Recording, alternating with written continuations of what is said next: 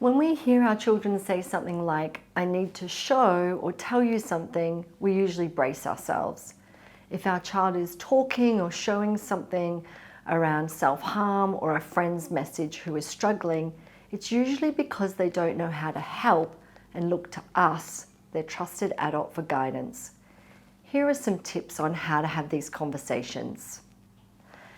Experts such as the American Psychiatric Association recommend that parents do not talk about tragedies until children are around 8 to 10 years old.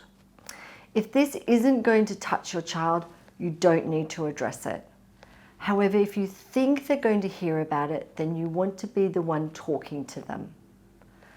For children under 7 years old, if they ask about suicide or mental health, then just say something simple such as, "It's really sad that this person's having a tough time." Or if there's been a suicide, then talk about it as you would a physical health problem and say something like, "It's really sad that this person died." Stick to the basics and take their lead. Remember where they are developmentally and cognitively. If your child is between 7 to 10 years old, give short, truthful answers. And once again, allow your child to lead the conversation and answer without overwhelming them with too much information.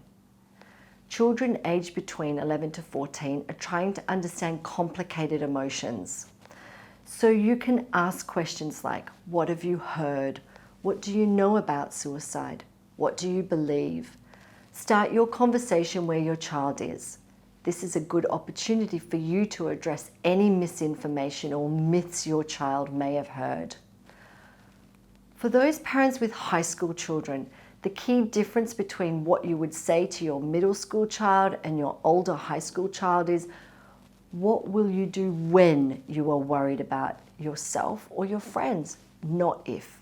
In your child's life, it will be almost impossible to go through high school without knowing someone who has faced a mental health challenge. My advice is not to wait for a crisis, but be prepared.